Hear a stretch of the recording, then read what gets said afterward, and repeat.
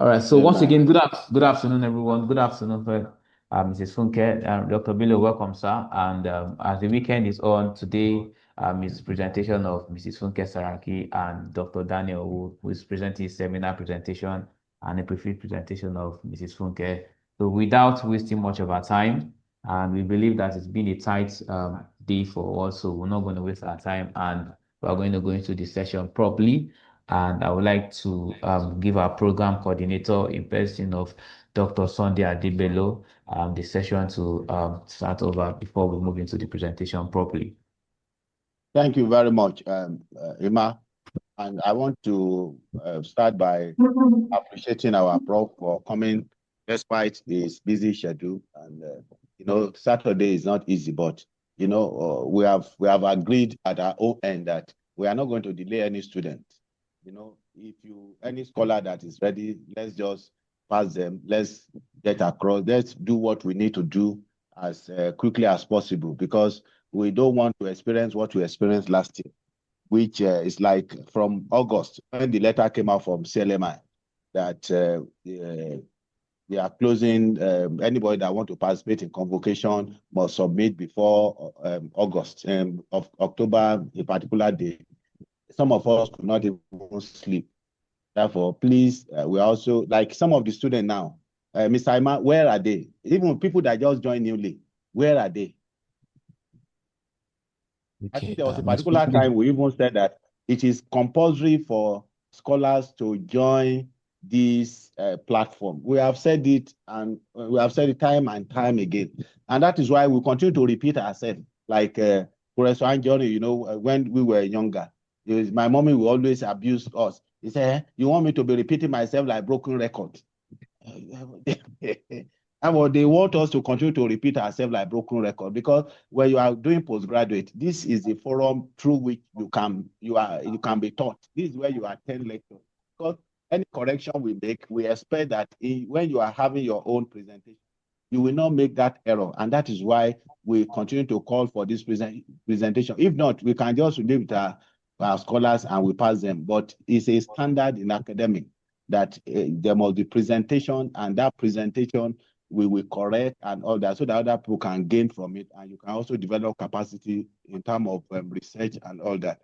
Well, without much ado, I want to give the floor now to FS. Please maintain 15 minutes.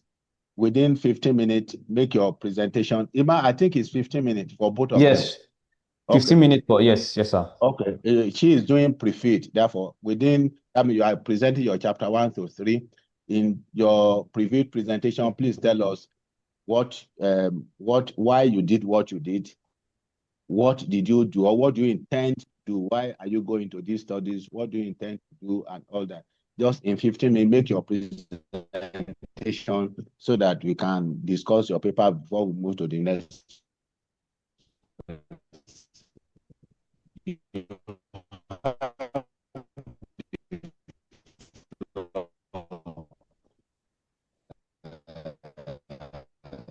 Madam Funke. Ima, can you hear me, please? Yeah, it was Hello? breaking at some point. We can hear you now. Okay, you can hear now. Okay, please. You have 15 minutes, please. You can roll. Thank you. All right. Your time starts now, Mrs. Funke. Good luck, Okay, so ma'am. I can start right. Yes, you can.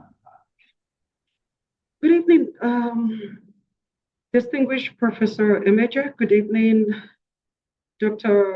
Fam Emejer, all faculty members. Good evening, Honorable Admin. Good evening, fellow scholars. My name is Funke Saraki, and I'm here to present a Prefield presentation on effect of culture on survival of transgenerational family business in Nigeria. So a lot of Nigerian family business encounter quite a lot of difficulties, especially when it comes to a transgenerational business, when they move from one generation to another. And that is why we notice that the death of a particular business owner can lead to the collapse of the whole business. It might just completely shut down the whole business. Research around the world already shows that approximately about 1/3 of family business does not even succeed. It's only 1/3 of the family business that succeed into the second generation. That means 2/3 does not even succeed, doesn't see the day of the next generation, while less than 10% manage to even continue into the third generation. The problem statement. There is an ongoing breakdown of generational business in Nigeria, and this has actually impacted the future of economic expansion. Research shows that a small percentage of family business manage to continue operation, and this in its own way has its effect on even the economic of Nigeria. Successors' appointments are often determined through cultural conversation, emphasis on birthright instead of evaluating successors' professional abilities. A lot of times what we experience is that because this is the first son or the first child, automatically they expect them to just continue with the business as usual, even without the necessary qualification or experience. Research questions: which culture norms and practices most strongly influence succession decision in Nigeria family firms? How do inheritance custom, primogeniture, equal division, gender preference? For this primogeniture, I explained it in the work, in the whole paper. We have the male primogeniture, we have the absolute, and then we have the annotate. For the absolute, it just means once you're the first child, whether a male or a female, automatically you just inherit the business. And for the male, it means the first male child, whether the last born, the third born, the seventh child, as long as you're the first male child, automatically you just inherit this. Equal division, general. Then for the agnatic primogeniture, that one has to do with the male line. That means even if the female was supposed to be the first, if he has a son, he still cannot be the one to inherit. It's mostly practiced in royal kingdoms and the likes of it. So we also look at does social emotional wealth strengthening or weaken the effect of culture on firms' transgenerational survival? What governs and succession strategies mitigate cultural-driven risks to the continuity of family business in Nigeria? The objective of the study, number one, is to analyze the cultures and practices that influences succession decision in Nigeria family business. Also to examine the effects of inheritance, especially primogeniture, equal division inheritance, and management succession, and the continuity of business. Number three is to assess whether social emotional wealth strengthening or weakens the relationship between cultural influence and transgenerational survival of Nigerian families. To also evaluate the effectiveness of governance and succession strategies in mitigating cultural-driven risks to continuity of business in Nigeria. Research hypothesis.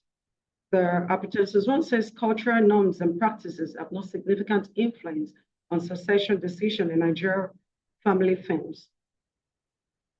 Hypothesis two says inheritance custom, specifically primogeniture, equal division of inheritance and gender preference has no significant effect on management succession and continuity of family business in Nigeria. Hypothesis three says social emotional wealth does not significantly strengthen or weaken the relationship between cultural influence and transgenerational survival of Nigerian family firms.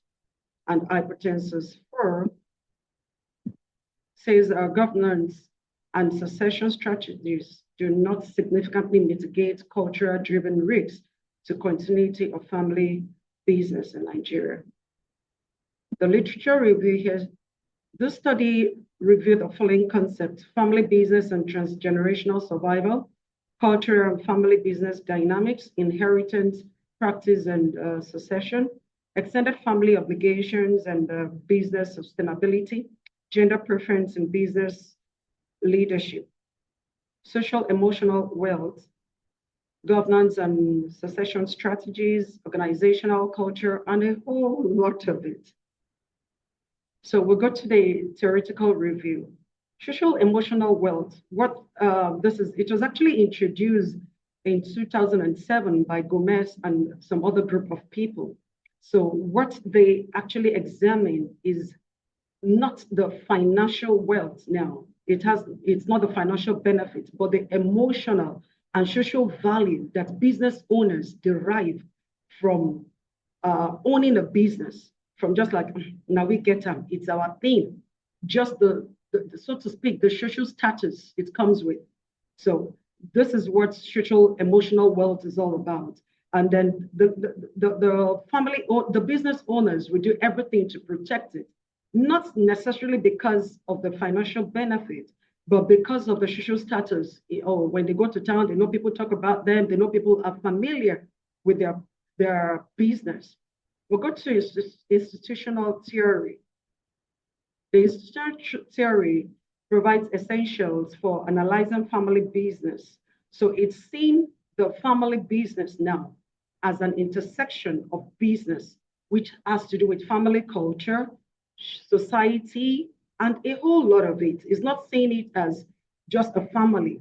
Now it's saying if you have to operate here, you must have the required education requirements, you must have the professional, everything that is required.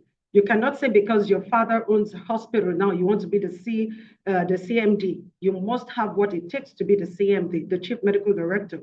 So it's trying to talk about how, it's actually talking about the institutional perspective of it, not just a business on its own, but the institutional perspective. We look at the family system theory. Family system theory is basically just looking at how the families are connected, the ties which brings them together, the emotions. So we'd notice that during succession planning or during succession, you see that emotions are at the peak. When there is a financial downtown, when the company is broke, there's no money, everybody begins to agitate. And then it's actually connected because they have a common interest and because they are tied. The emotional connection is there. So that is what family system is actually looking at. The empirical review, I started with Onyekwere. Onyekwere examined, Onyekwere 2005, he examined diversity and inclusion. Diversity is talking about different people, different workforce in a particular organization. Different workforce could be ethnic group, culture, it could be age-wise, belief system, and the likes of it. And inclusion is also talking about how these people, how they feel involved. Do they feel like this is their own thing? Are they included in decision making? Are they included? Do they have that sense of belonging? Can their voice be heard as well? So he's talking about all of this and how it affects or impacts organizational performance and employees' well-being, their overall well-being, and how all of this in turn affects the family. So consequently, the study recommends stronger leadership accountability. And of course, it promotes genuine, inclusive and high-performing workplace environment in Nigeria. Ochai in 2005 actually reviewed two major themes, which are the transgenerational orientation and the long-term continuity of family. So what he explained here is that it has been noticed that, okay, let me put, findings reveal that succession planning has significant positive influence on transgenerational orientation. It actually studied mostly the succession planning and how the first child or the firstborn, so to speak, the primogeniture right affects or impacts succession in family business in Nigeria. Ezenekwe and Mbugwo investigated a relationship between succession plan and sustainability of family business in Anambra. So basically what these two people did was to see how succession relates to business, how succession relates to business performance, meaning that if there is a good succession plan, a good succession system, how it will impact the performance of the business in the next generation, because we are studying the transgenerational business in Nigeria. So he and his friend definitely spoke about the mentorship, the leadership style, and a whole lot that influences or affects the sustainability of the family business in Nigeria. Olufumilayo in 2004 examined women's inheritance and succession rights in Nigeria. Hers was actually from a customary point of view, and she discussed how the male gender were preferred or had been favored over the female gender. So regardless whether the female gender knows better, they just outrightly give it to the female gender. She also discussed how this discrimination has impacted the performance of the organization or the succession of a company. The conceptual framework. Here we have the effect of culture on survival of transgenerational family business in Nigeria, the social emotional wealth, then we have the cultural norms, the inherited custom, and then we have the transgenerational survival of family business sitting right there at the heart of the whole conceptual framework, because that is the dependent variable. It's every other thing works around this. The framework demonstrates how culture, inheritance, traditions, and a whole lot affect or impact intergenerational preservation. That how does this culture, this norm, and all that affect the succession of the business. The framework establishes family businesses continuity across generations as dependent variable because it serves as the primary objective for business that needs to sustain their operations. The framework also shows governance and succession strategy in bottom sections as a variable that reduces the effect of conflicts. That is to say, once there is a plan, a strategy already existed, there will be little or no conflict when it comes to transitioning or transgenerational or succession of a business. We also looked at the managerial succession process follows for both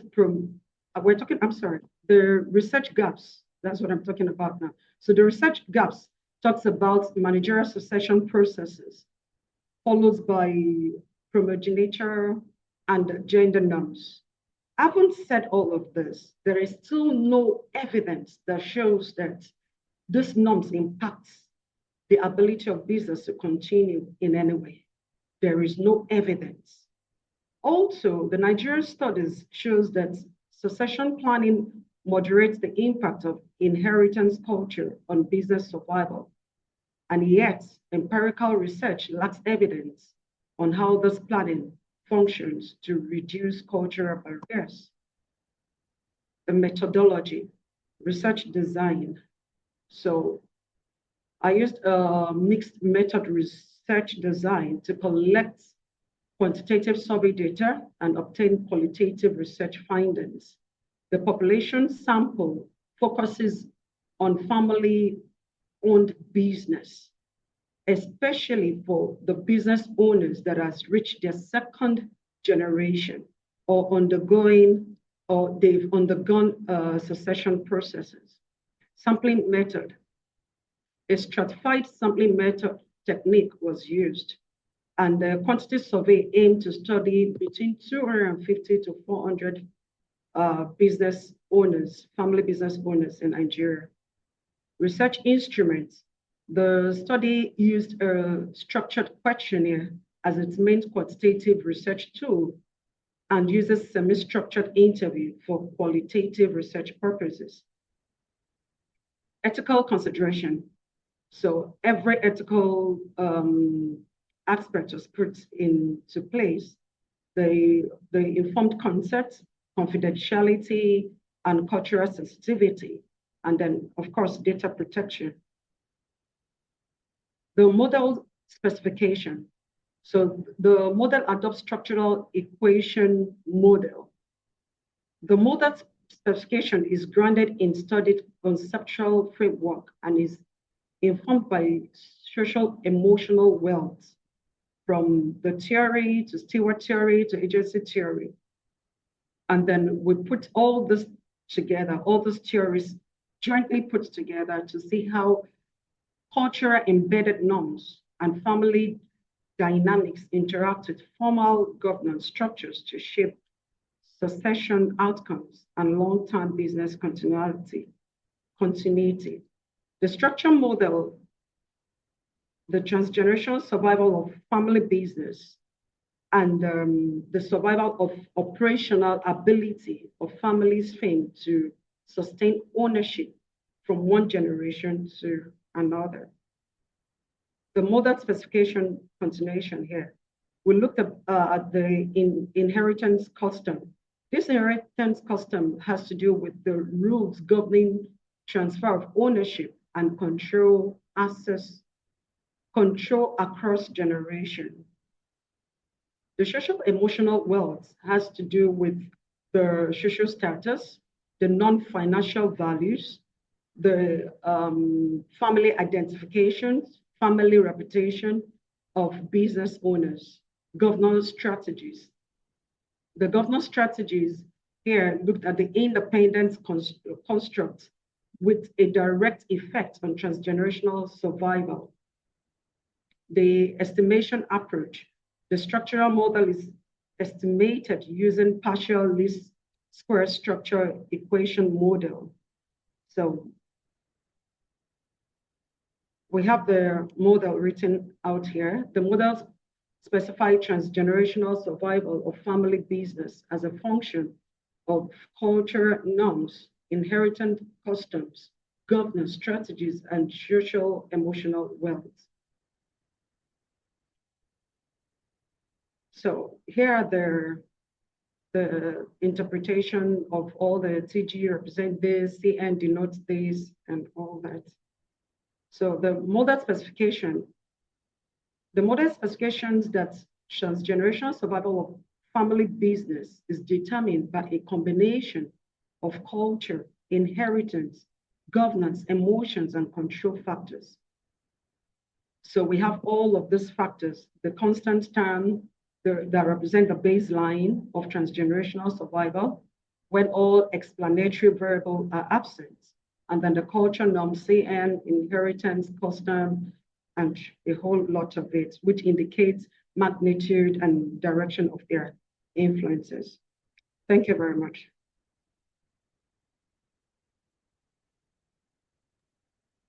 Okay, thank you very much. Can you hear me, please? Yes, sir, I can hear you, sir, but it's very faint, sir. Okay, can you hear me now? Can you hear me, please? Yes, you can hear you, sir. Yes, sir, I can hear you now, sir. Okay.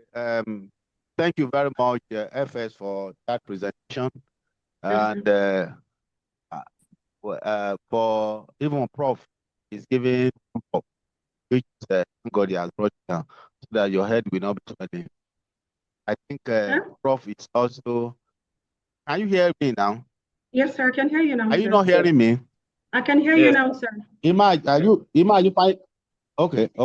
Yes, I said, can hear you, this topic, your title is very relatable, and I believe everyone want to have one or two things to say about. Therefore, Thank you, how sir. many faculty members, what's it called? Scholars, any scholar online, if you have anything to say, scholars, any contribution from scholars? Contribution from scholars, please. Contribution from scholars. Good afternoon, sir. Okay. Faculty Good afternoon. members, good afternoon. Good afternoon, Yes, sir. madam. Okay. Yes, sir. I want to say well done to Dr. Saraki. You have always delivered perfectly well. Thank you. Thank you very much, A ma'am. source of encouragement. Thank you so much. Thank you very much, ma'am. Is that all you want to say, ma? Yes, sir. Just like you said, sir, her topic is very relatable. So, yeah. Okay. No, Allah. No, Allah. Madam Beatrice, you want to say something? Hope you are not. Madam Catherine has appreciated the presenter on behalf of all of us. Therefore, is that the same thing you want to say, Madam Beatrice? No, you are muted. You are muted. You are still muted. Yeah, you are muted, ma. Madam Beatrice, you are muted. Sorry. Okay. I was laughing because she kind of just said what I wanted to say to appreciate Funke for the good delivery of her seminar. So well done. So that you'll be very careful where you are where you are putting in place structure for your pharmaceutical business, Abi. Okay, no, Allah. Okay. Well done. Faculty members. Okay, Dr. Lowu is in. Dr. Lowu, would you have any comment, please? Dr. Lowu, would you have any comments? I'm not sure he's here. Okay, let's listen. Dr. Lowu, would you have any comment, please? Okay. Professor Anjoni, sir, you have the floor, sir.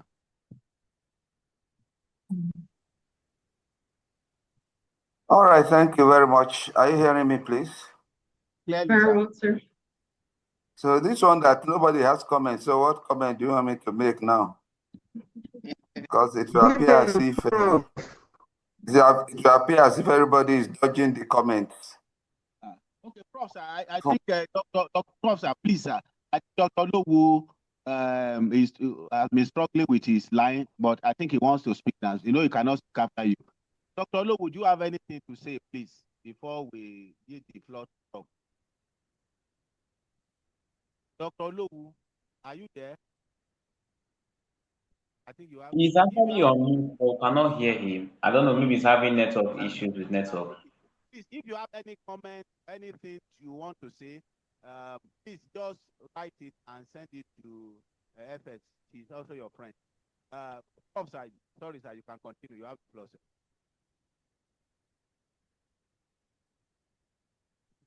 Professor Anjoni, you have the floor, sir. Hello. Dr. Bello, I could hardly hear you.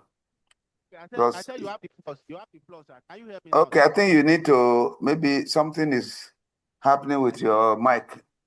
It's so faint. People using now. I don't know what's wrong.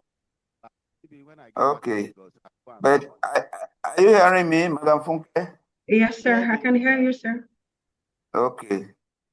Okay, thank you very much for your presentation. Yes, I try to listen to it very carefully, and I have some observations. But let me start from your slide. Okay, sir. My observation on your slide is I believe that you should have done better. I know you, and I know you can do better. Rather than just copy what you want to say and put on the slide. You spoke to your slide, and so why must you prepare an essay slide? Please, next time. It's well noted, sir. What you are saying, but the slides appear as if somebody wants to present it and read it from beginning to the end. And that was exactly what you presented. So please try to improve on your slide. All we need is a kind of bullet points from your slide, and you will now speak to the slide. That's my first comment. And Yes, on the issue of the topic, the effect of culture on the survival of transgenerational family businesses in Nigeria. Well, I know that at each point, if I want to make more comment, I would like to start from the topic, because the topic will inform the body of your work. And if you need to adjust the topic, it also means that you have to adjust the work, just to touch it based on the adjustment of the topic. It will affect your research question, it will affect your objective. But in most cases, people see it as, oh, when they change my topic, it will affect my. No, all you need to do is to now rework it to agree with the new topic. And I have observed that sometimes people find it difficult to adjust their topic even when there's a genuine reason to do that. So I don't know, but let me still go ahead and let you know. Now, when you write effect suggests a causal relationship and may be interpreted by your reader to show that you have already decided to show that culture has an effect. And over time, supervising and also writing, especially when it comes to research, I've come to realize that if your outcome is hidden in your work, it makes the reader want to see what you have written and make sense from it. But if I see a topic, sometimes I can almost determine that this is where the person is going. So there are two words here that I tend to have problem with: effect and survivor. And so I think it's better to make the topic objective and neutral without being subjective. For example, if you don't state effect and survivor, you can navigate the entire ingredient that relate to culture and transgenerational businesses. And then by the time you now get to the nitty-gritty of your work, you now start to break it down. The effect will still come, the survivor will still come, but you'll be able to have more robust discussion on the topic. So for a topic of this nature, you could, depending on what you want to do, you could give a time frame. Transgenerational business from so year to so year. If you want to, because I observed that to some extent you are historical in your analysis and looking at, but if you don't want to periodize it, then you might also need to rephrase. And some of these things I'm saying, well, maybe later if you need further comment, because I might not be able to say everything here, then possibly I will let you know. Thank you very For much.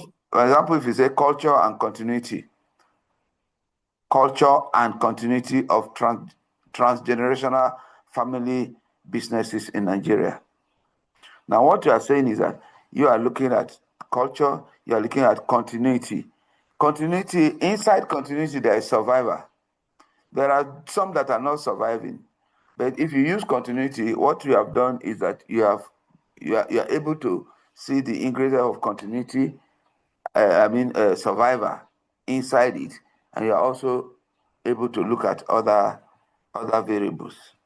So there are some other topics I'm suggesting, but I will let you know. Thank you, sir. Then there's one abbreviation in your main work that you wrote, SEW. I tried to find it where you first wrote it in your main work. I tried to see where you first wrote it. I didn't see it. I just saw that it came SEW and it continued. So it's good. The first place you are writing it, write it in full. Then you can now use the abbreviation in subsequent places in your work. Yes, sir. So as much as possible, you need to let us know when you are using a term. And sometimes, maybe when I write, if I realize that a particular term, people might not get it, there's nothing stopping you from repeating it until you get to a point where people will get used to it, and then you now continue to use the abbreviation.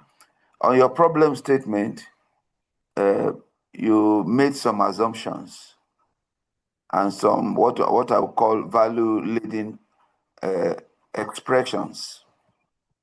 For example, you use the word families lost their inherited wealth. That appears a general statement. You also said local businesses failed to support future economic expansion. That is too general. And so when you are making this type of statement, you are not yet an authority.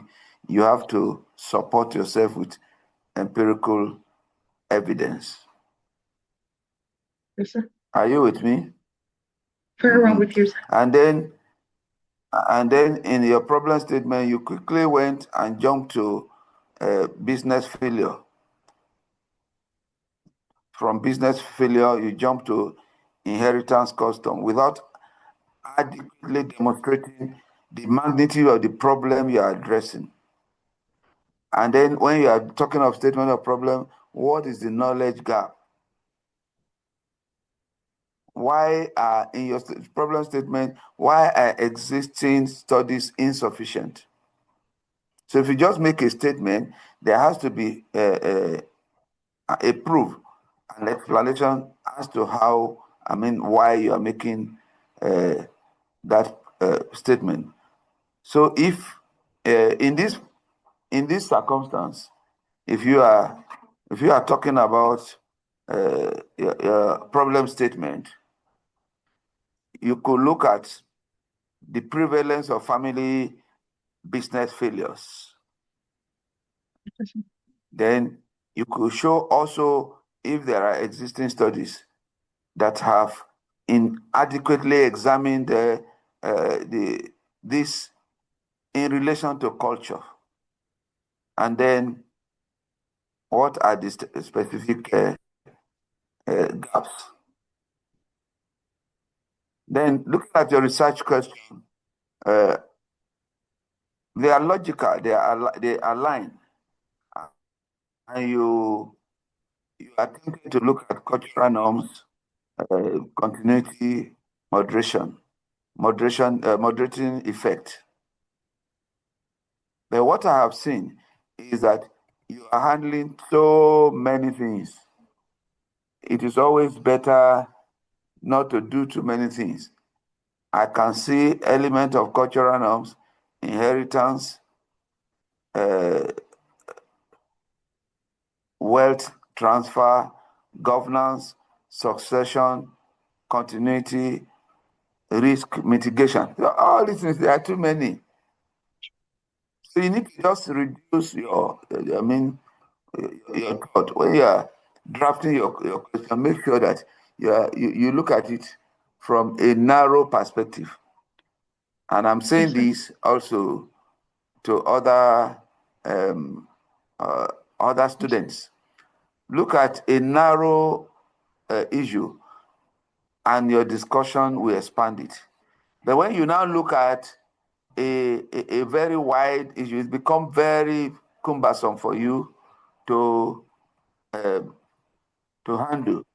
So, and if you do that, then you also realize that it will help your hypothesis too. Thank you, sir. And where you have your hypothesis 3, you introduce a moderation effect, which, if you are not careful, it will affect your data. So some of these things, well, I will let you know in your literature review, where you have done some very good work in your Thank you. your literature. Yeah. Thank you. But identify concepts that overlap. Some of your concept, there is an overlapping. Okay, sir. So you have to synthesize your literature and look at different viewpoints. Thank you, So where you wrote about leadership style, organizational culture, professionalization, for the issue of overlap, and I get them. Then theoretical review. 1, 2, 3, 4, 5. I think you used. Are you? Let me find out. You use 5 theories. Hello. Yes, How sir. many theories did you use? 5. Yes, sir. Well, I don't know. Maybe your supervisor will relate to that. But for me, I don't think you need as many as 5. You are belaboring the issue. To me, I don't expect more than 3, maximum of 3 theories, so that you can discuss robustly and relate those theories to your work. But when you have too many theories, your work becomes diffused, and you are now doing so many things at the same time. Before you know, confusion will come in. So I'm of the opinion that you should identify out of this 5, identify 2 or 3 that are more relevant to your work and discuss them robustly, rather than have 5 theories. Seal theory, institutional theory, family system theory. No, that is too much. You are doing too much. PhD is about so much about a little. I don't know whether you get that, my language. So much about what? A little. You narrow what you want to do, but you now expand it when you are discussing. But when you already have expanded what you want to discuss, now what are you doing? You are creating work for yourself. So instead of cultivating 1 hectare, you are trying to cultivate 20 hectares. And nobody forced you. So when you are too expansive in your work, that's what happens.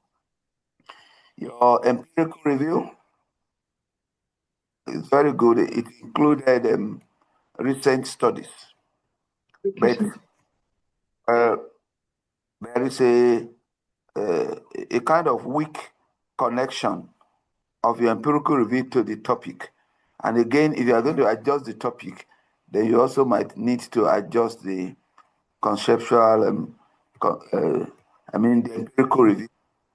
You might need to add some other empirical studies. And the same thing with your conceptual framework, which you might need to work on it, because by the time your conceptual framework talks essentially about effect. So, but if you have to adjust it, as I am suggesting, then your conceptual framework will no longer be concentrated on effect. It will look at the relationship between culture and transgenerational businesses.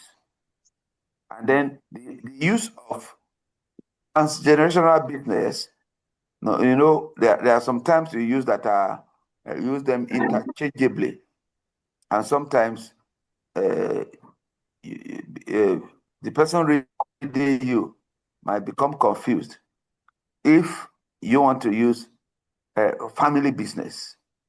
It shouldn't be you shouldn't compare it and make it and use it interchangeably with transgenerational business. But that's what you did in the work. So in some cases you say family business. When you are talking about family business, because there could be a family business that is not transgenerational. Yes, sir. Hello. Yes, sir. I'm with you, sir. I agree with you, sir. Then your research gap. Yes, you have identified a research gap, but note that you need to also let us know previous study. Yes, sir. And what they failed to examine. Yes, sir. So why is your own study different? Why is what different, sir? Because what you have done, from what I've seen, is like you are extending the existing literature. So when you're extending existing literature by the way you write, then you have not given enough information on the research gap. You identify what previous studies did, what did they not do, and what are you adding to make a difference. With that, you are able to create a gap that people have not addressed. Now, methodology, the mixed method approach is okay, but there's a little level of ambiguity in your sampling. Okay, sir. Because you are proposing between 250 and 400? Why between? Is that you should let us know what you are proposing. It is Okay, not. sir. It is not something. It's not a guesswork. More specific. I should be more Especially, specific. yes, I should be more specific. Yes. So Okay. it becomes very broad. So are you doing 250? Are you doing 400? And then why 250 to 400 farms? You want to kill yourself? I mean, it's not like I said earlier.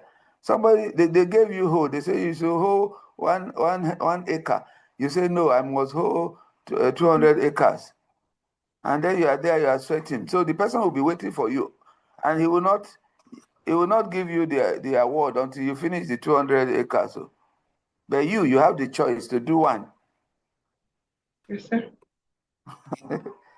I hope you are not. I hope you understand what I'm trying to say. I'm taking note of everything, sir. I can see that. I can see that you have worked, and then you want to do so many things.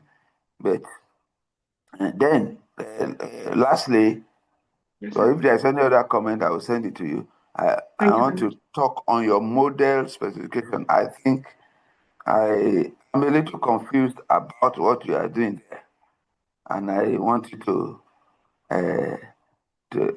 enlighten me, because it's also showing that you are doing too much about a little. You are doing too much about too much.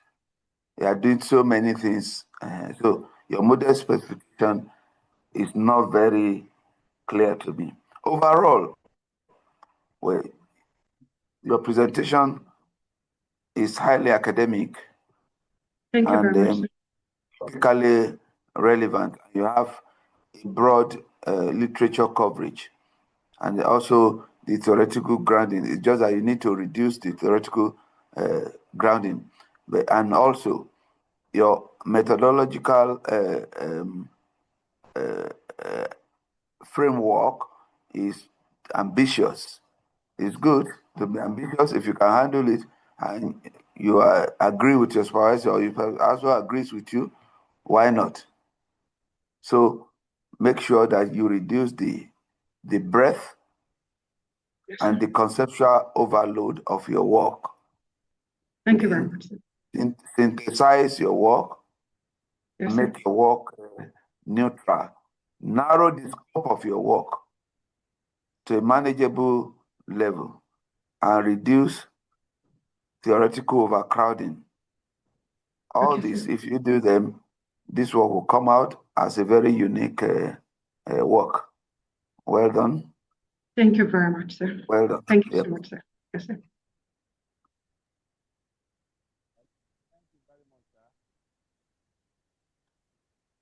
All right. So can you hear me, please? Yes, we can hear you now, sir. Okay, thank you very much, Professor Anjoni. The scholar will meet at the after service to discuss. After service. Yes. To discuss service. I've also listened attentively to all you said, and since I'm the supervisor, we'll see what we can do about all of these things. But I also want the scholar to also get across to you so that we can get some of these comments and see how they can be integrated into what we are doing before post. Thank you very much, sir.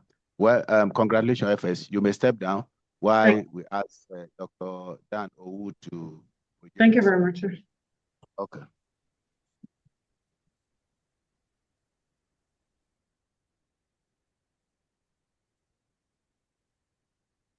Dr. Daniel, are you there, sir?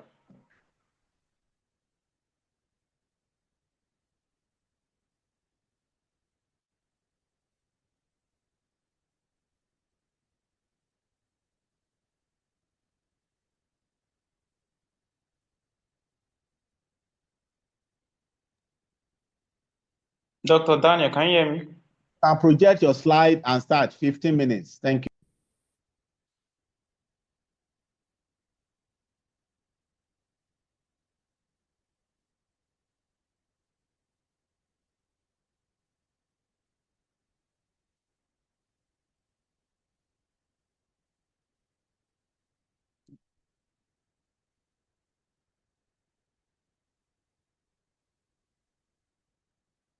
Okay, Ms. Funke, can you drop down your slide, Ms. Funke? Okay, can you hear me? Yeah, we can hear you now. Mrs. Funke, kindly bring down your slide, ma. Okay, sorry. Yeah, you can end the slideshow. Already did. Yeah, end the slideshow, ma. And I'll stop sharing so that Dr. Daniel can share his screen. Okay.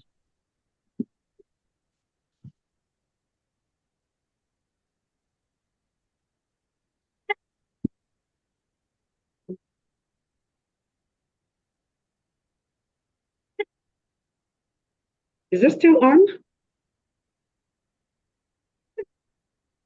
Yeah, it's still on. Just stop and sharing. Just stop sharing so that my slide can come on.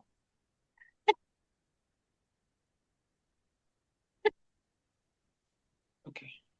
Okay, I'm out now. Okay.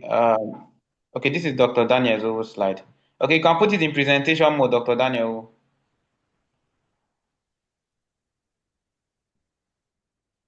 Yeah. Okay. Can I start? Yes, sir. 15 minutes, sir. Okay. Good afternoon, respected panelists, professors, and doctors. My name is Dr. Daniel Ongu. I'm presenting my seminar papers titled Public Health Challenges in the Management of Cold Chain Medicine Supply in Nigeria.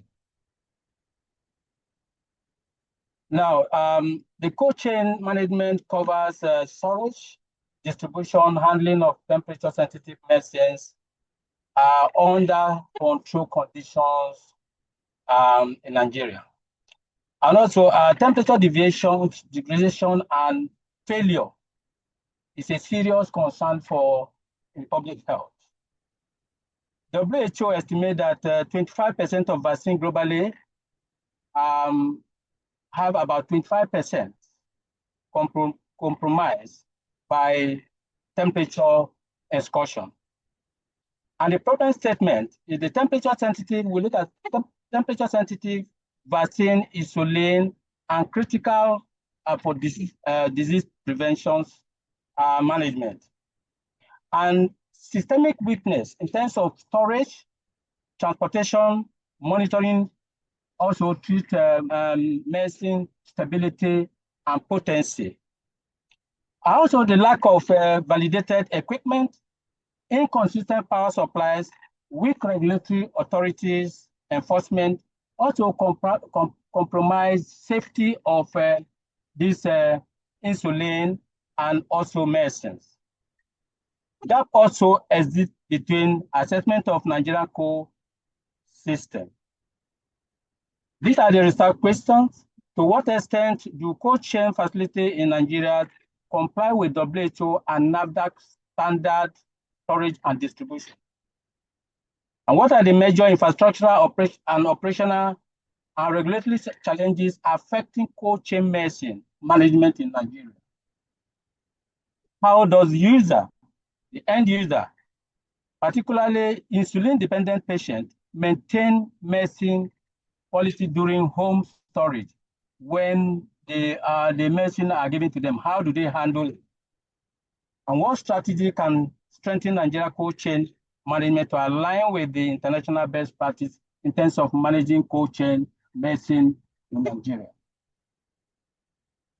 In terms of literature review, the paper review relevant scholar literatures, regulatory guidelines, industrial papers, pharmaceutical cold chain, and also reviews on theoretical review, where study is grounded in supply chain management, quality management assurance for cold chain.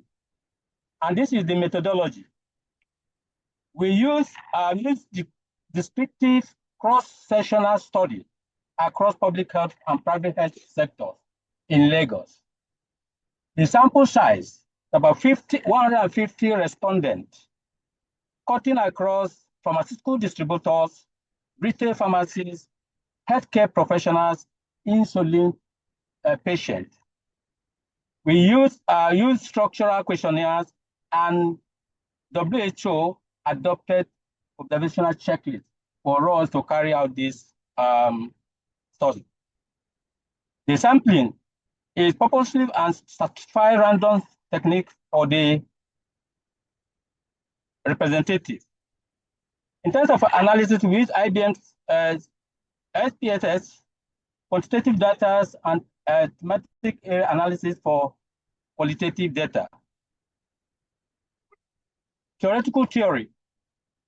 Health system strengthening is what we use in terms of emphasizing independent of service delivery workforce, logistics, and governance within supply chain management of cold chain.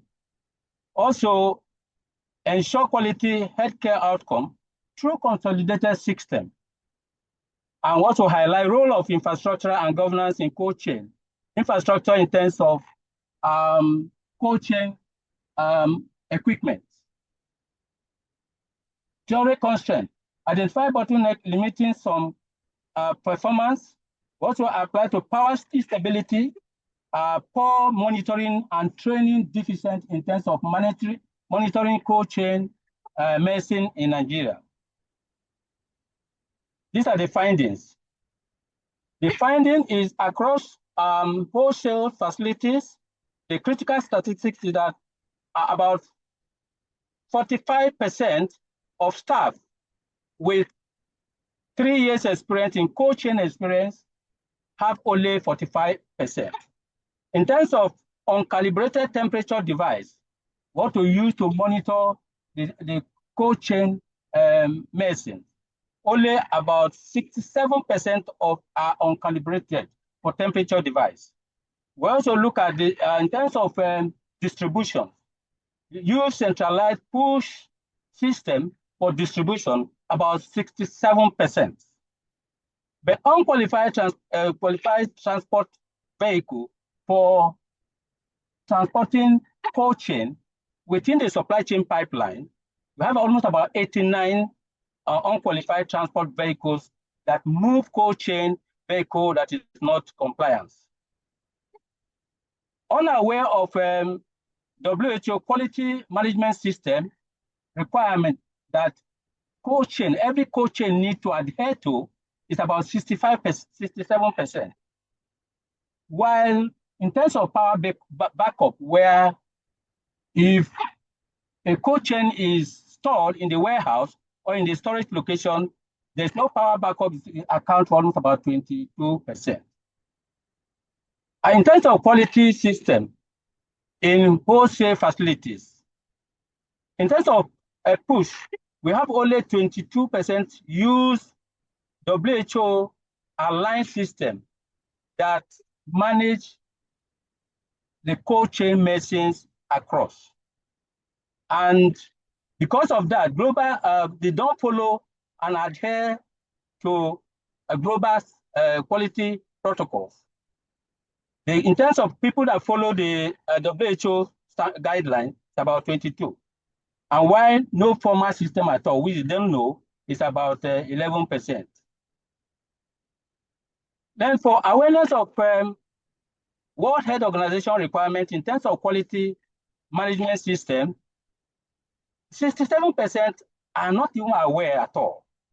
While good storage practice, which is GSP, you have about 11%. And while good distribution practice have 11%, while other is also 11%. So if you look at it, 2/3, that is 65%, lack awareness of WHO requirement, which is a critical information gap identified from findings. In terms of maintaining storage during power failure, what should you do? We have almost about,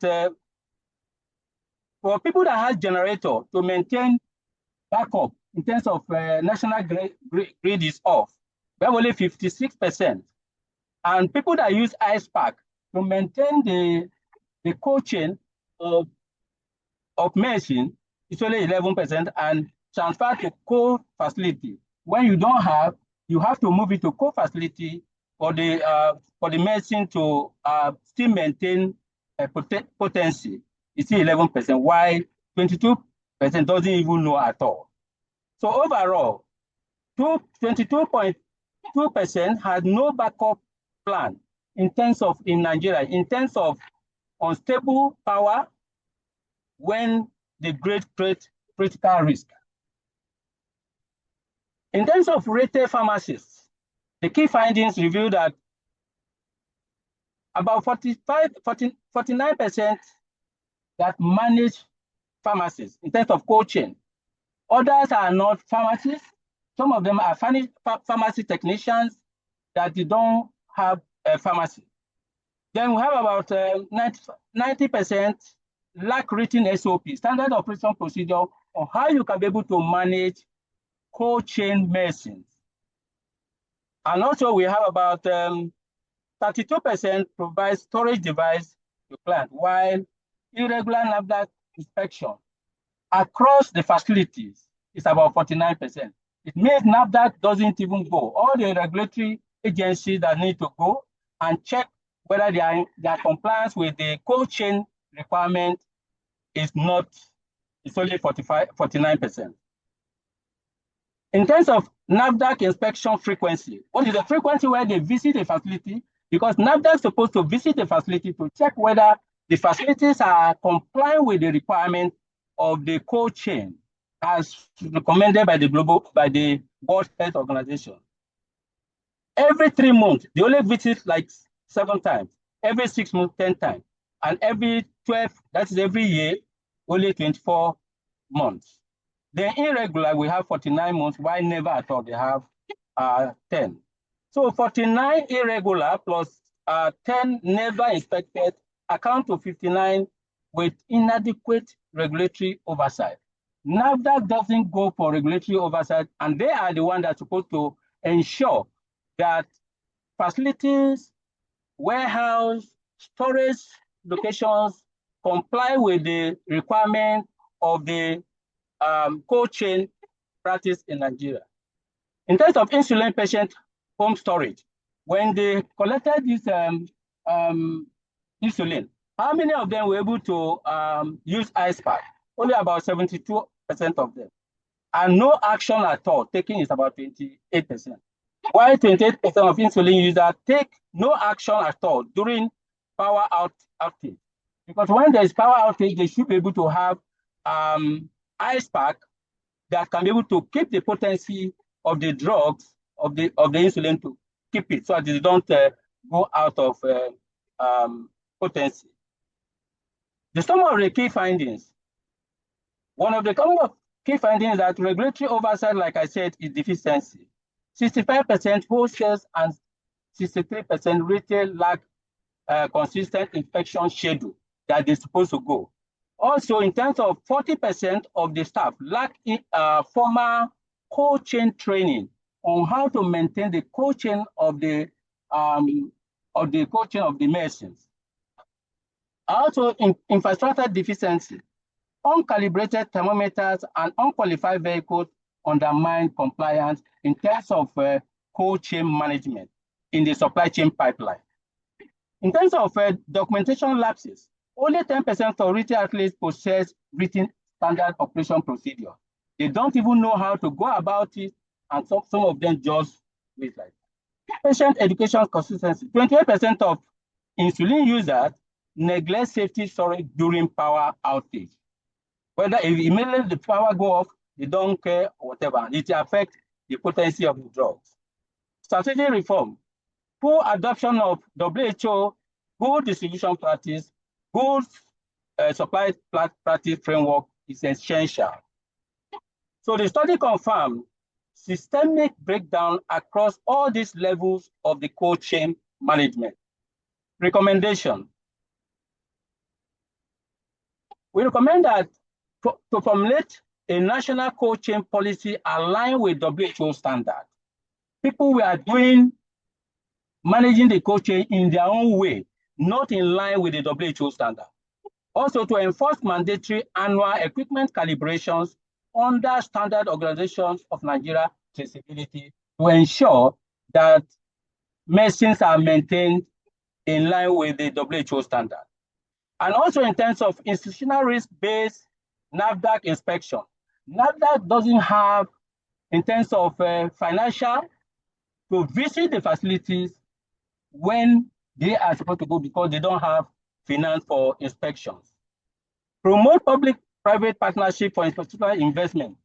In this case, if NAFDAC can be able to collaborate with private investment, they can be able to sponsor some of these that some of the donors can be able to supply.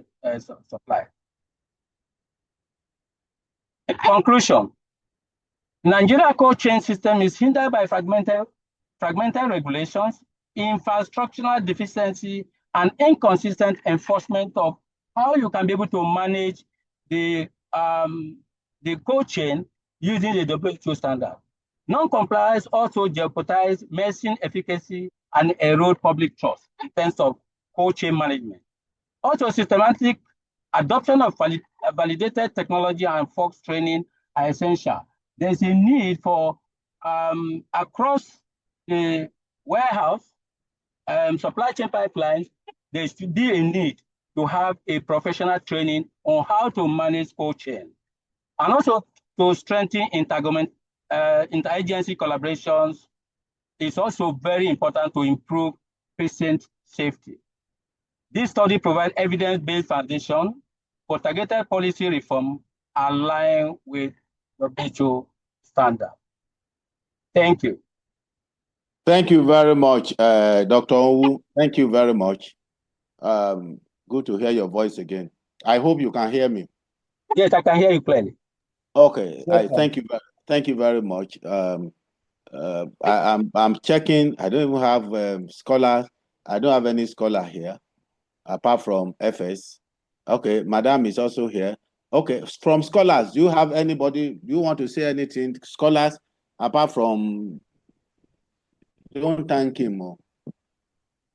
If you have any contribution based, and you know, we send all these things to you so that you can also read. You know, you can read and make one or two comments. that is what PhD, that's what a postgraduate is all about. When you come, all of us put heads together, we work on the paper together, and that is why we always prohibit anybody say, I did this, I did that in a postgraduate presentation, because all of us must have contributed to it. Okay, any comment? Dr. Oluwu, Dr. Dan, Dr. Oluwu say he has sent something to your DM. Have you seen it? No, I will share. I'm presenting now, I won't be able to see it. Oh, okay. No I will look at problem. it. Okay, no problem. When you were making your presentation was so sweet, and I was just looking. And Ima, can you mute your mic, please? Actually muted. It's not muted, though. Okay. I just wanted to have a very good background. Ima, mute your mic. Background. Okay. When you were making your presentation was very good, and it shows that you know what you are doing, and you have this topic at your fingertip. But as faculty members, we are not going to make comment based on apart from the fact that we're going to make comment based on your presentation, but most of the things we are going to say is going to be from the main work that is sent to us, because what we are going to publish is not your PowerPoint presentation, but the main work. Now, I'm going to go through the main work. I have so many things I've just jotted because I really had time today to run through your work, and I will send this to you, but I'm going to mention some of those things that I think it will be necessary for the whole house. Number one, what you sent to us, you put title page.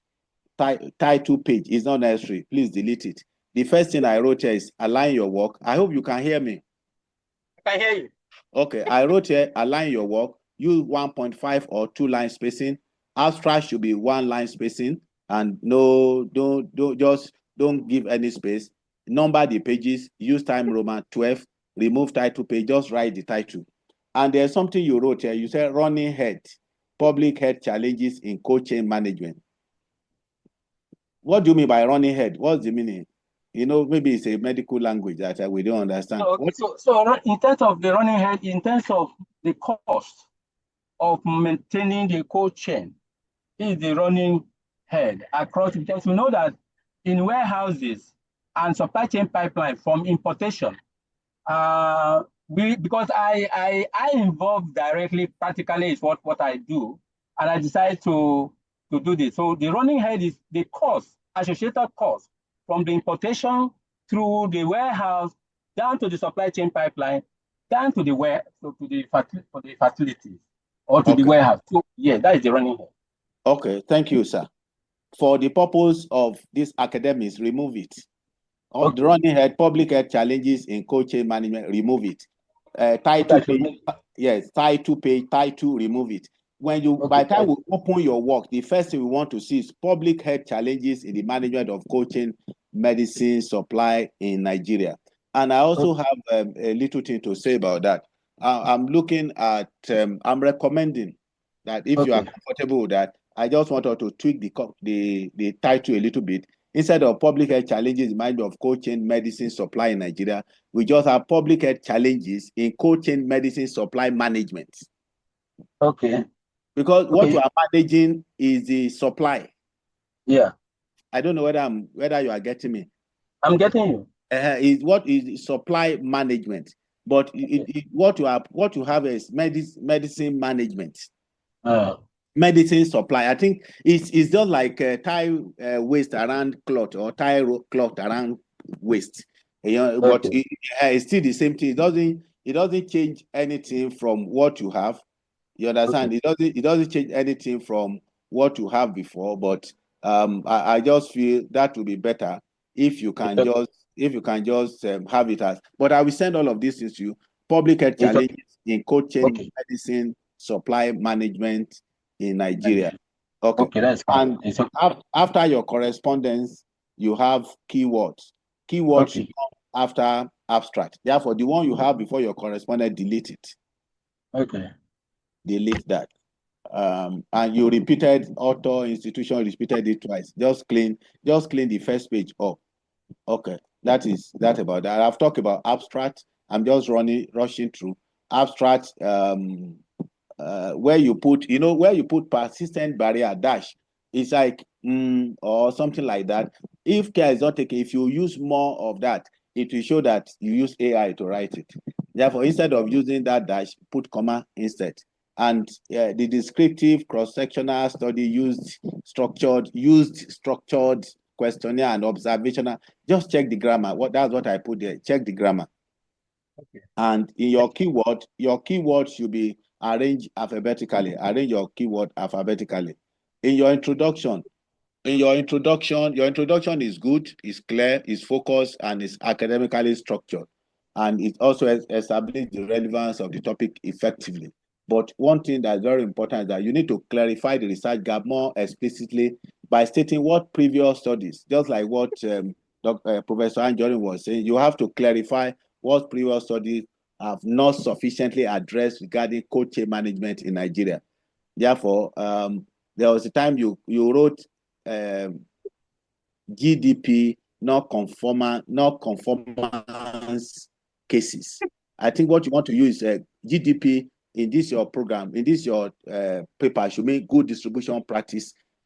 You understand? You need to strengthen that. Just change. And when you finish your final statement, when you finish your chapter 1, it's very important that in your introduction, it's very important that you also add 1 or 2 recent Nigerian African empirical studies to strengthen your contextual relevance.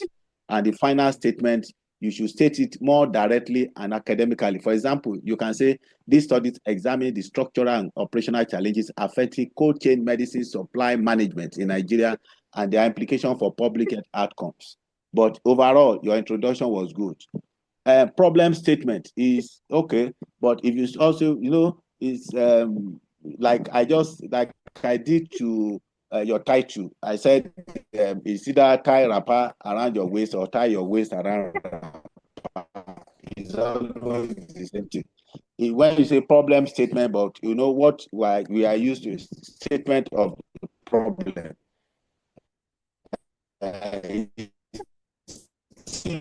Problem but if statement of the problem, okay, it's okay. But the problem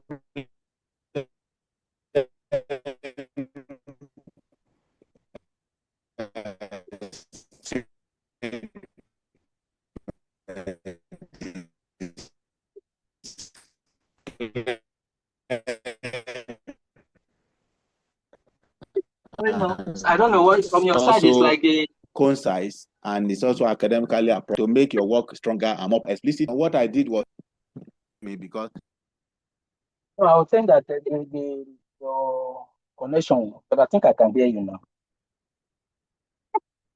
I can hear you now. Can you hear me? Hear me now? Yes, I can hear you. I can hear you now. Okay, sorry, a call came in and the network here is not working. I'm in Abuja. The network is not working. Yes, the network is not working here. Therefore, I'm using the network of my phone. A call, somebody just tried to call. I think that was why. Okay, I was talking about your research question. Yes. I was talking about your research question. I said the research question. When I got your research question, I was just I was concerned because from what I read in the abstract, the abstract was saying you were doing something descriptive and all that. And I said, why are you coming up with this? I'm not saying it's bad, but what I just put here is that since your studies uses descriptive analysis only, frequency, percentages, because later I get your research question, I went to your chapter 4 to look at it. And from your chapter, I now discover, and from your research question, even the first question you asked, to what extent is talking about causal relationship. Yeah. Okay. If you say to what extent, means that you want to do analytical studies. but you have already said you want to do descriptive, like you want to have, you want to do, it's like you want to, what you are doing is what we call content analysis. But if you say to what extent, it means that you want to look at cause and effect. You want to look at, and therefore the question, let me just read what I put. I said the study uses descriptive analysis only, frequency, percentages, interpretation, and does not test relationship. Therefore, you don't test relationship differences or hypotheses statistically. Therefore, the use of research question is still acceptable, but they should align strictly with the descriptive nature of the study. The real issue is not the existence of research question. It is that the study appears purely descriptive and survey-based. Therefore, you need to know if you are coming up with some of these questions that you are providing answer to in your content analysis, you need to be careful how you coin the word so that somebody will know. If you say, okay, to what extent, how do you know the extent? We're not going to know the extent by saying Bello said this, Professor Anjoni said it. Therefore, Dr. Owu, since the two of them have said that, I'm agreeing that that is correct. No, that is not going to be acceptable. You are going to test the hypothesis. You are going to, therefore, you need to recoin some of your research questions. And on number 4, you put research methodology, and that this is for all of us. The course itself, the research course is called research methodology. That is the course. The research method, that is what is course. Therefore, this section, whether in your thesis or in your article, is not called research methodology. What we are telling us there is what we call research method, or probably you can just put methodology. You understand? It's either you use methodology or use research method. When you talk about research methodology, that is the course. That's the whole gamut of the research methodology course. Therefore, this one does not, you have to change that. And in that, under that, you know, you did not state the population. I stated clearly state the total population of the study and the categories of participants from which the sample was drawn. Explain how the sample size of 150 responded was determined and justify it. Provide a clearer explanation of the sample procedure, including how purposeful and stratified random sampling techniques were applied. Clarify the research design and justify why the descriptive cross-sectional design was appropriate for this study. You need to align your methodology with your question, with your statement of, with your problem statement or statement problem. And when number 5, you know, this is your work, you need arrangement. You need structural arrangement so that your work can align with proper article for publication. Because the way you arrange it now is not acceptable. You know, you see, when you are looking at article, if you talk about your chapter 1, you talk about your title page. From your title, you have your abstract. From your abstract, you have your introduction. From your introduction, you have a problem statement. If you are going to do analytical studies, you have research question, research objective, research hypothesis. Then you go to your chapter 2, which is literature review. That's 2.0. In 2.1, you have your conceptual review. You can now bring up some of those concepts. 2.11, maybe cold chain management. 2.22, medicine and this. 2.12. Then you go to your theoretical review, which is also part of that, will be 2.2. Then you tell us the theory that you are adopting for this study and how is the theory applicable. Why are you? What's the relevance of the theory to what you are doing? Then you go to your chapter. You go to your 2.3, which is your empirical review, and that's you review relevant literatures that are that support or that align with what you are doing. Then you move to methodology, which is your 3.0. Tell us the population, sample size, and all that. Then you move to your 4. Even if you are doing content analysis, then you cannot do data. You cannot do result presentation, and that's when you have your discussion of findings. If you are doing content analysis, then you move to your 5.0, which has to do with conclusion, recommendation, and suggestion of further study. But the way you arrange it did not follow that at all. When I saw theoretical framework, you know, I was looking at it, but what I jotted here is that the theoretical framework is just too brief and underdeveloped for a study of this nature.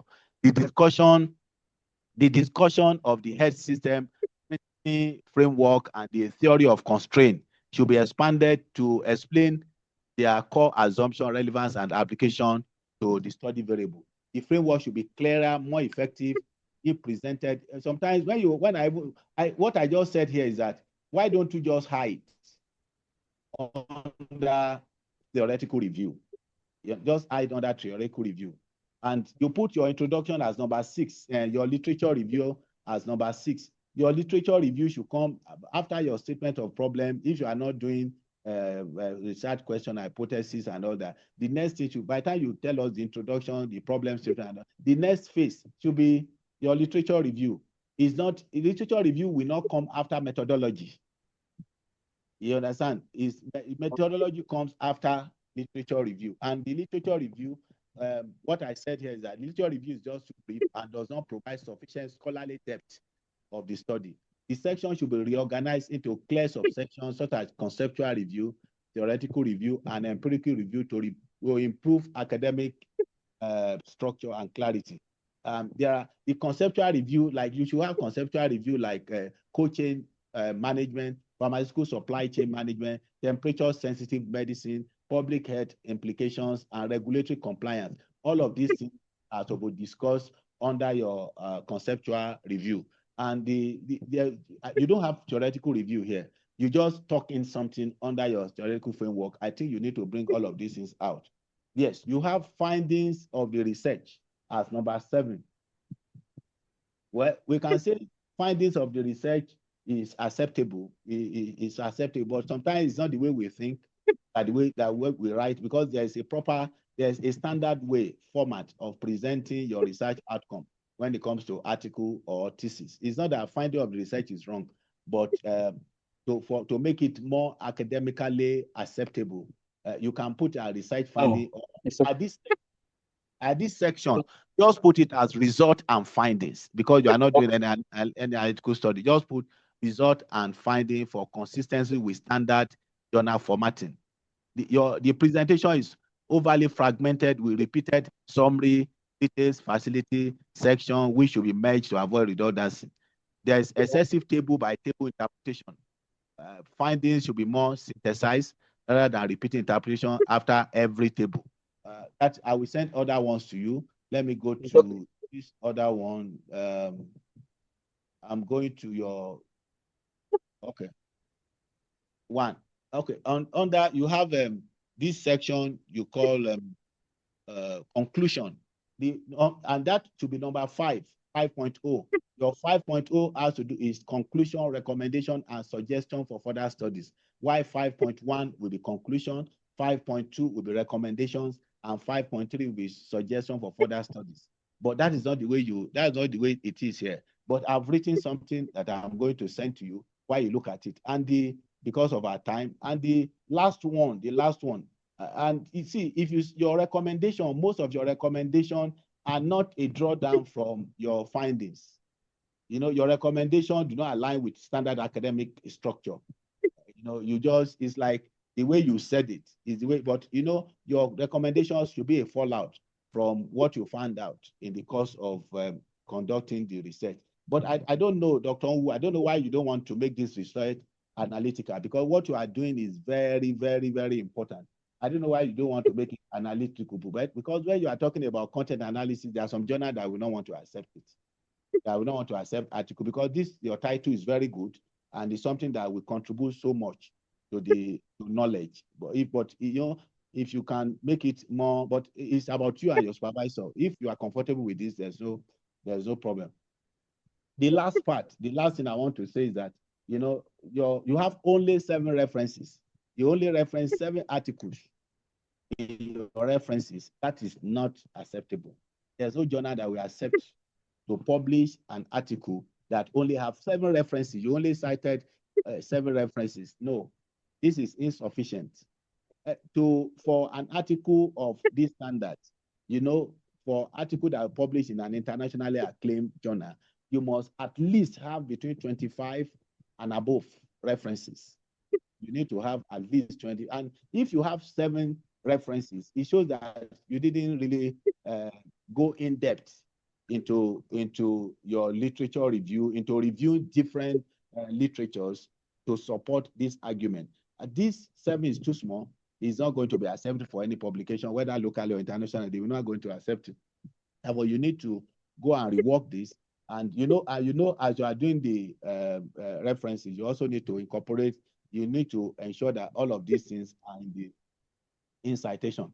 As I'm through with you now, I'm going to send all this into your WhatsApp page. Just check your WhatsApp and see what I've done there.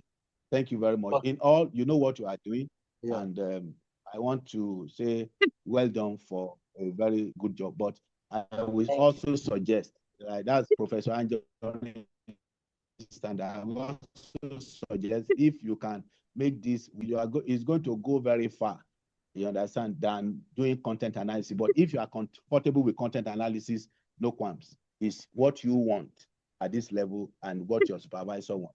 Thank you very much. Professor Anjori, you have the floor, sir.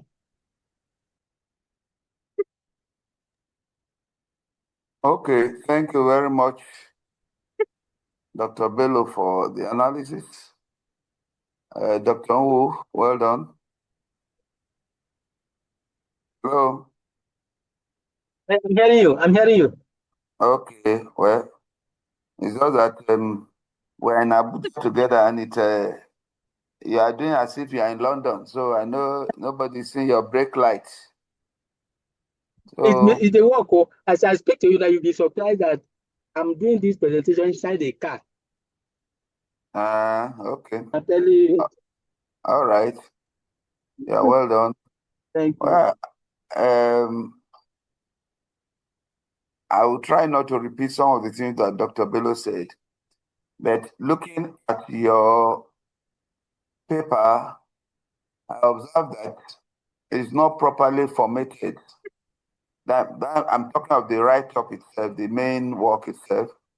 It's not properly formatted, and I think Dr. Bello has talked about it, aligning your work and making sure that you properly write it. When I say problem statement, I prefer when you say statement of the problem. Problem statement is correct too, but conventionally, people use statement of the problem. And I can see that it's a very, in the main work, it is very scanty. I observed that some of your discussions are very, very scanty. Your theoretical framework, to me, is scanty. Of course, maybe trying to manage but there are some areas that you need to have robust discussion that will show exactly what you are discussing. Now, that's on a general note concerning your the main work. Then coming to the nitty-gritty of the different sections of the work. Your topic, public health challenges in the management of cold chain medicine supply in Nigeria. But very relevant, very positive, and timely. But there are some things you need to do to remove the weaknesses in the work. You need to work on your concepts. So the work has some conceptual, methodological, and analytical weaknesses. Just like Dr. Bello said, it's more descriptive instead of analytical. So you need to refine the rigor of the work. Coming to the topic, yes, the topic is very clear. But when you talk on public health challenge, it becomes very wide. It becomes very, is it the public health challenge that is your emphasis, or the cold chain supply management? And so I am of the opinion that instead of public health challenges in the management of cold chain medicine supply in Nigeria, you could look at cold chain supply management in Nigeria, prospects and challenges. But if you want to bring public health into it, you can talk about management of cold chain supply. If you want to put medicine, well, I don't mind. But management of cold chain medicine supply in Nigeria, public health implications. In that case, you are looking at, you are still able to bring in the issue of the public health. Now, like I have always maintained, immediately you put public health challenges in the management of cold chain medicine supply in Nigeria. You're already telling us that there are challenges, and that is what you want to bring to us. And so, from day one, you're already biased because what you are looking at is challenges. But there could be some things that are not challenges, which can emanate from your research. There are some prospects that you have seen. But if you now say public health challenges, already you're already saying that, oh, what I'm writing is, I just want to, and that's why you decided to be descriptive, because you just want to throw the issue of challenge to the public. But when you are now analytical, you are now not looking only at the challenges. And as such, your topic will not talk about challenges. It could decide to look at prospects and challenges. But if you don't want to look at prospects and challenges, you can look at public health implications. So I will send you my recommended topics. I have 3 of them here. Public health implications of cold chain supply management in Nigeria. Are you hearing me, Dr. Wu? I'm hearing you. I'm hearing you. So you can see that this topic, the current topic as it is, does not clearly indicate what your emphasis is. Is it the public health outcome? Is it the supply chain management? Is it the pharmaceutical regulation? Or is it the healthcare system? So that makes it very difficult. Then, your work did not adequately conceptualize cold chain.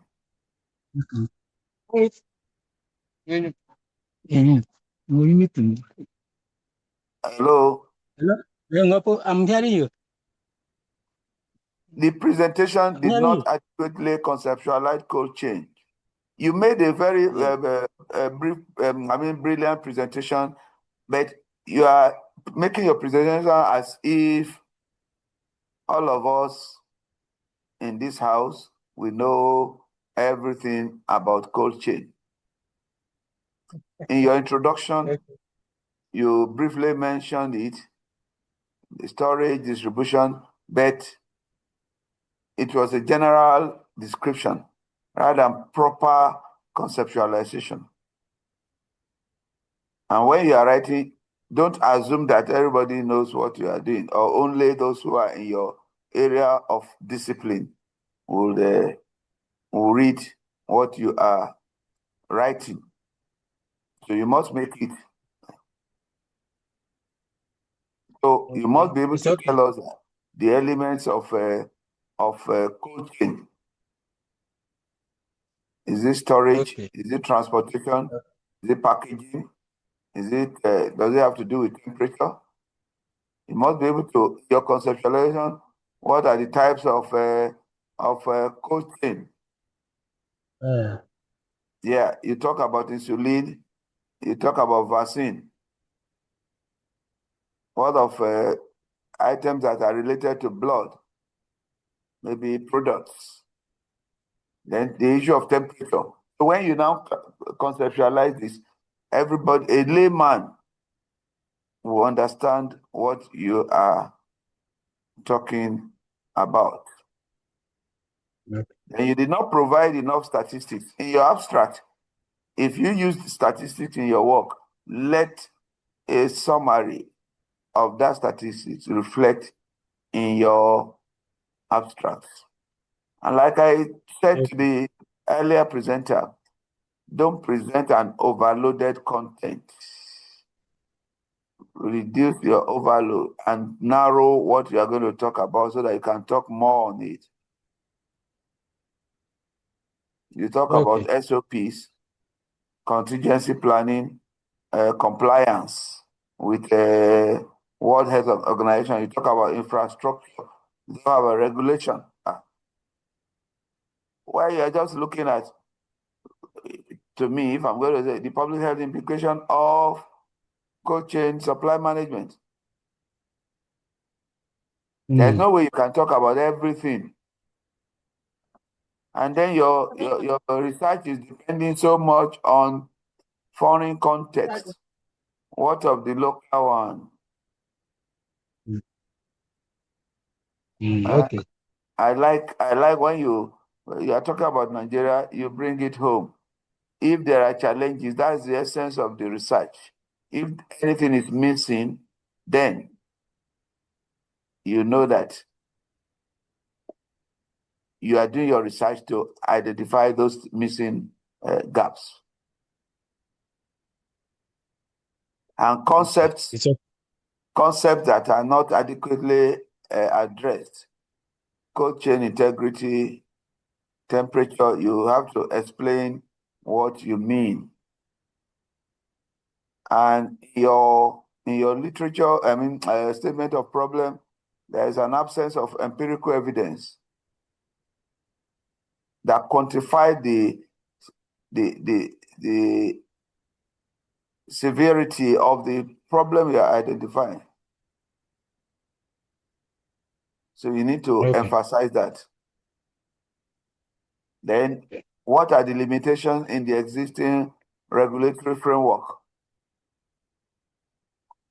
Then your research question, very relevant, but if you have to adjust the topic, you also have to adjust it a little. And you are covering so many things: compliance, infrastructure, operation, regulation. So you have to streamline it. There are two major things that you are looking at in your work.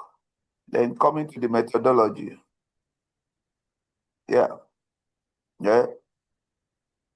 You talked about 150 respondents. But I don't really understand the categories of your distribution of the yes. Your sampling is 150 respondents. How I didn't clearly get what you are saying about the categorization of distribution. And what was the basis for your sample size determination? Why?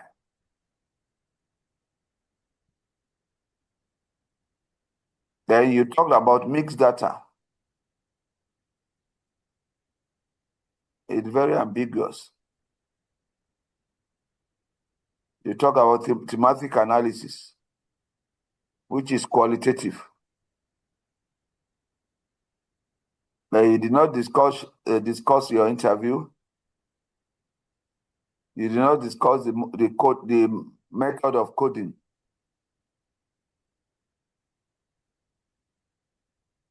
And when you domesticate your work to Lagos and you are making conclusion about Nigeria, you need to look at that in terms of your geography. You are talking about Lagos and you are now saying Nigeria. So you have to tie it together in such a way that the generalizability of your work becomes evidence when you use the particular case study. Are we together? Yes. Yeah. Okay. So maybe on the issue of your theoretical framework, I think I will let you have my comment. Your recommendation In fact, when I looked at it in your work, you just wrote one line of recommendation, as if maybe you are giving a summary to students. Maybe you are rounding up a lecture and you are telling your students, oh, this is my summary. For example, I can see formulate a national cold chain policy aligned with WHO standards. This is what AI will just give you this. AI will not give you as a human being, just say formulate, you just say enforce, endure. Who should do it? There is no discussion at all in your recommendation. Expand future studies. Who is expanding? And like Dr. Bello said, all these things should be related to your objectives. And so I've seen a situation where, okay, it's just, let me just, because I want to be brief, let me just, no. So all your recommendations are predictable. In fact, you don't need to read any book to understand your recommendation. And the reason is because they are not tied to specific findings. And some of your recommendations are general, and they are not things that you can just pinpoint and say, oh, this can be handled. When you talk about Nigeria electricity challenge, how do you relate it? Why don't you look for a more generic approach to solving electricity problem in relation to cold chain? Limited funding is a very wide thing. Where do you take it from? Weak institutional capacity. Where? Corruption is in fact, I can hardly see any write-up where Nigerian write-up where you will not have corruption. How do you tie it to your work? Then your conclusion is a good summary and focuses on what you derive from your work. However, you should conclude based on your finding and avoid overgeneralization. What are the things the limitations you have seen in previous researches, and your conclusion will reflect that you have been able to bridge the gap.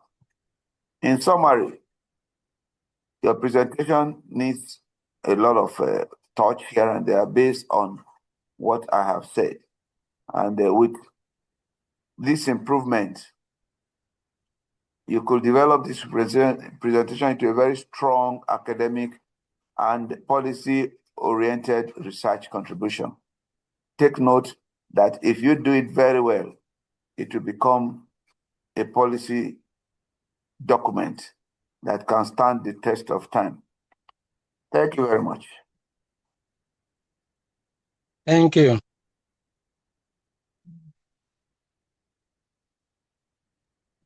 Okay, thank you very much, Professor Anjorin. Dr. Wu, have you checked your email, WhatsApp now? I've sent all my comments to you from page 1. Just open it on laptop so that you can see them. You can now step down. Congratulations. Just go and clean up the work before it is acceptable for publication. And I want to appreciate the presenters, FS and Dr. Onwu. And I know we have done justice to your work. Yes. You will go back and clean up the work. For FS, you come back and when you do your post-field, we will always meet after, so that since I'm your supervisor, we will meet after to discuss after service. Yes, after we meet after service. Okay, sir. After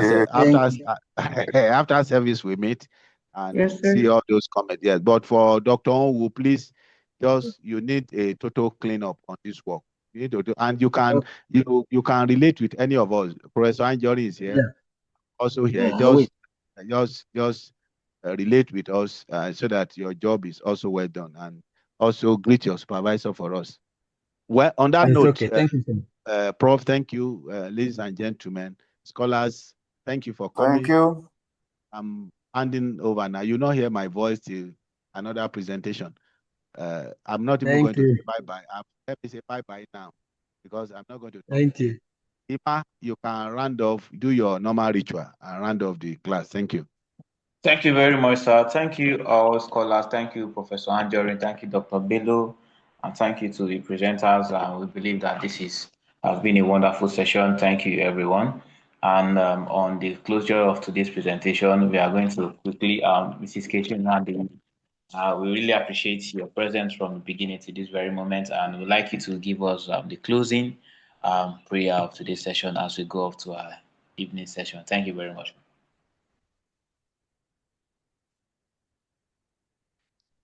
Yeah. Okay. Mrs. Katrina, are you there, ma'am?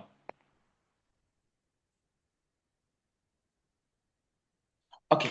On that note, since I think you are muted if you are saying anything, but if you are not, can we just quickly pray as we close off? Our Heavenly Father, can we pray? Our Heavenly Father, we say thank you for what you've done. We give you all the glory, we give you all the honor. Thank you for these sessions which you've just taken us through, the scholars. We thank you for the faculty member. We thank you for Dr. Sunday. We thank you for Professor Anjorin and the wisdom you've also given to them to impact onto the scholars and to everyone on these sessions. We believe this is from you. Let your name be highly exalted. Father, we ask for growth. CLMI, we ask for growth of Ballsbridge. We pray that everything which we have done, God, let it continue to create impact in our society, in our individual life, in our place of work, or everywhere that we find ourselves. And we believe that by the special grace of God, you can also make this happen. And we say, at the end of the day, we shall give all glory, all honor, adoration unto your name in the mighty name of Jesus. Thank you. Amen. Amen. Thank you. Sorry, I Thank was struggling with my phone at a point. That was why I couldn't take the prayer. Okay, all right, ma. Thank you. No problem. Thank you, Bye-bye. everyone. Thank you so much, sis. Thank you, ma'am. Bye-bye. Yes, Thanks, sir. sir.